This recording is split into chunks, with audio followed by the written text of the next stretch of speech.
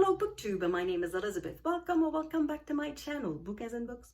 I wasn't sure if I was going to make a video this week, but I decided to make a short one, if only to say that I haven't read much. I'm not going to say anything, I have read something, but I haven't read much since the last video I made, and that was 2 weeks ago. So it's not that I am in a reading slump. I don't believe in reading slumps. It's that I don't feel like reading. There was an evening I wasn't feeling like reading, so I decided, I might as well watch something on Netflix. I've been paying my Netflix subscription for months now, and I haven't watched anything. So I decided to watch something, and the something that I decided to watch was Grey's Anatomy. I used to watch it religiously, but then I stopped during the COVID season. That one was so boring that I decided to stop watching, and now I decided to catch up. So that's a lot of seasons. I think it's already 4 seasons. So I had a lot of catching up to do, and I did a lot of catching up. I think I'm only a season or a season and a half away from having caught up with the current season. So it's a bit addictive. It's kind of boring. They're not as good as the first seasons. The first seasons were so much better. But yeah, it's never, anyway. So I've been watching Grey's Anatomy instead of reading. The other thing I'm wondering, is it that is contributing perhaps maybe to my not wanting to read? I'm wondering if the Read What You Want challenge is affecting me. So the Read What You Want challenge is something started by Ollie from Chronicle and by Greg from Another Bibliophile Reads and MJ from Reading This Life and Crystal from Fiber Artsy. And they are inviting us to set a number of books that we have to read before we acquire any other books. Because like many booktubers, I'm part of the many booktubers who buy more books than they read in a way. So I acquire a whole bunch of unread books, and that doesn't make me happy. I want to have a library of books that I have read for the most part. I don't mind having a shelf or two of a little personal bookshop where I can find books, but for the most part, I want my library to be made of books that I have read. And if I keep buying more books than I can read, then I have a problem. So I decided to join the Read What You Want challenge. And I set myself the very low objective of 25 books. And I decided to start it retroactively to the last date that I bought a book, which was October 1. And I've been good so far, but I'm wondering if the fact that I know that I cannot buy a book is somehow hindering my joy of reading. I don't know. I'm just wondering. I still haven't bought a book, so technically I'm not off the wagon. I'm still on the wagon, but I'm wondering. So I think I'm going to officially put myself off the wagon. And decide to stop the Read What You Want challenge, even though I intend to continue reading what I own.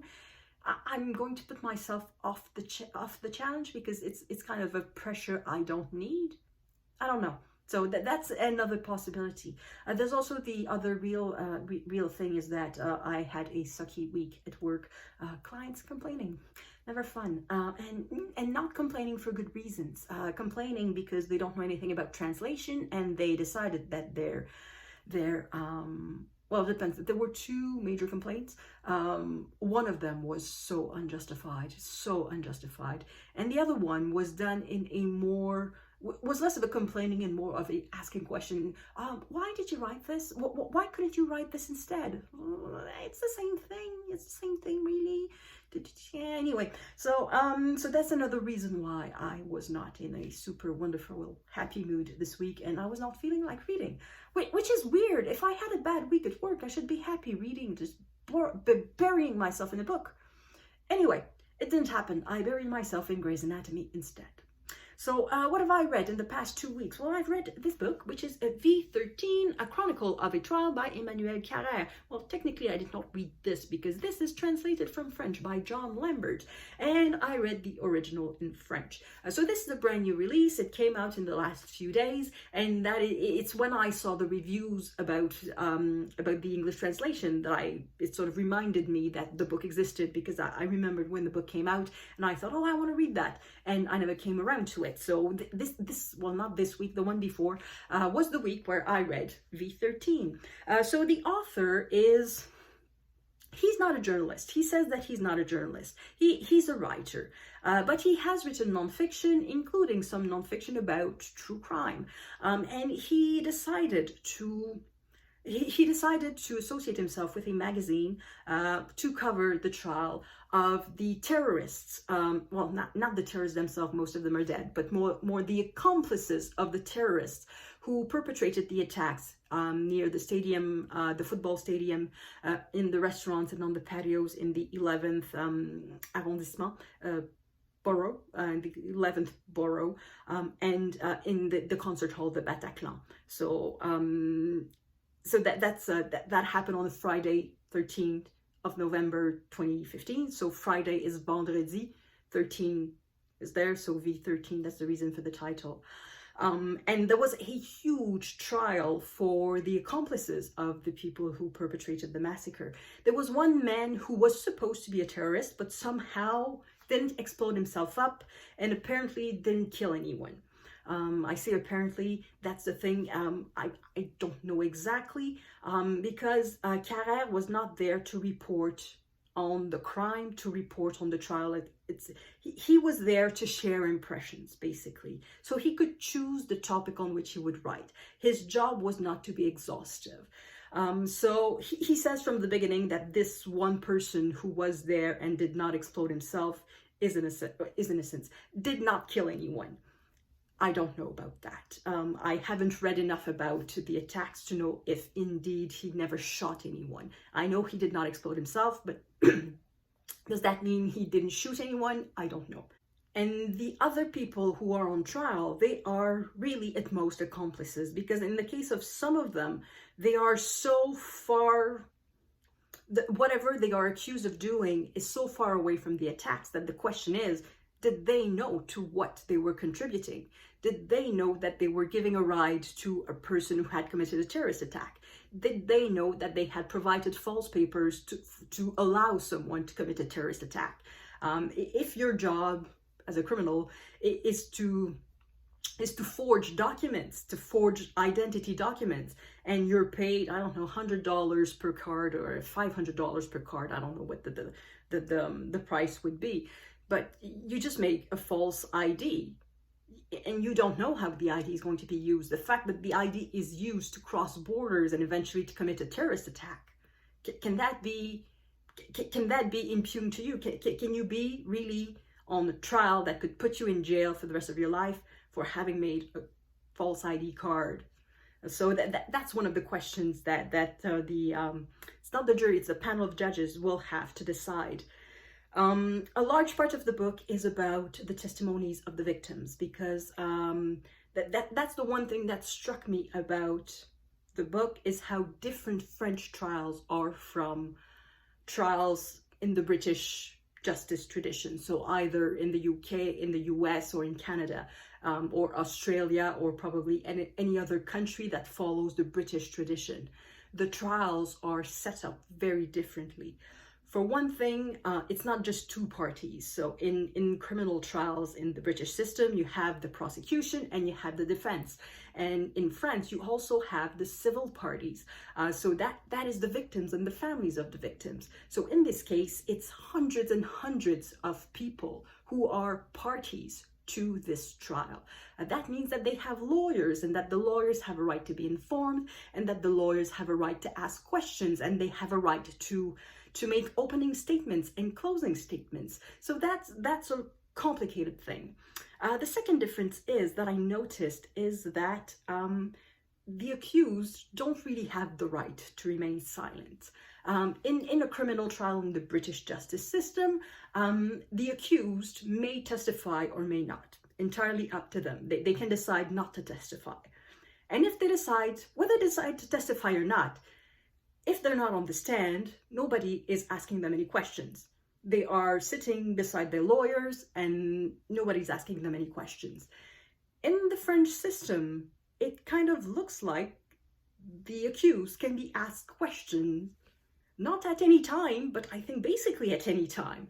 They are often questioned, and they can intervene also. If there's a witness who is saying something with which they disagree, they can sort of say, hey, I want to talk, and they can stand up and start to talk.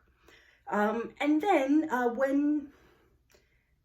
and then if comes a moment where the lawyers have questions for them, they can say, oh, I don't want to talk. And they can say, I don't want to talk for that particular question or that particular day. And then the next day, if the lawyers again have questions for them, they may ask questions again, and they will have to reassert the right not to speak. I don't exactly know how it works, but I can see that it's very different from the British system. So I don't know if in the English translation there's a bit of an explanation about that, to say that the French system is a bit different from the American or British system, and give an overview of the differences. I don't know. At the same time, it's kind of self-explanatory. When the judge is asking questions to the accused, well, you figure out that the accused does not really have the right to testify or not. He's being asked questions and he must choose to answer or not, but he is not protected against questions. So that's a difference. So yeah, so that's the only thing that I read. The other thing that I've read a little bit is the magazine. It is a Scientific American. So the main story, the cover story, is about horses. That's not the one that sort of grabbed my eye when I sort of flipped through. It's one about shapes and mathematics. I don't know, like this. I tend to like abstract science quite a bit, even though I understand absolutely nothing about it. They explain stuff and I just don't understand, but it looks fun and it looks interesting. Look at these shapes, like this. Anyway, so that looked fun. That was interesting. And there was also an article about curiosity. So that one was interesting. And there was perhaps more than the rest. Come on. If I'm looking for it, I'm not going to find it, obviously. An editorial about book bans, and saying how book bans are harming children, and are never really helpful. Come on, it was around here. Here, there we go. So, about book bans in the United States mainly, because as the title says, this is an American publication. And that was very interesting too, and I can only agree with it, that book bans harm kids. Sometimes it's something I would like to say to parents who are so desperate to ban books. Your kids are not stupid. Your kids are not stupid enough to be harmed by a book. So anyway, I can understand that books are not appropriate for certain ages, but the banning of books, that is something else entirely. Anyway, so that's it for my recent reads. That is not a recent reads at all. It's just me this week. Yeah, perhaps that should be a new type of video. Me this week. Me the past couple of weeks. So it's a me who's been watching Grey's Anatomy, has not been reading much, and doesn't know what I'm talking about myself in the third person. Wow. Okay, I should stop this video now. So I don't know what I'm going to do next week. I don't know if I'm going to read. I don't know if I'm going to keep watching Grey's Anatomy. I don't know if I hope I'm going to answer the comments. I should do that right now. I'm going to start answering the comments that you left under my previous 2 videos, which I have not answered for no good reason. Well, the good reason being that sometimes after work, I don't feel like opening my computer, turning on my computer, and I just watch videos on my phone, and it's long to leave comments on the phone, like with thumbs. I'm not very good at texting, so I prefer to answer comments on my computer, and I never turn it on. I never turn on my personal computer after I turn off my work computer. So that's the thing. So that's it. Thank you everyone for watching. I really hope that your week was better than mine, and I hope that next week is going to be better. Whether you had a good week or not, I hope the next one will be even better. And I will see you in the next video, which hopefully will be next week, but could be at some other time too. À la prochaine.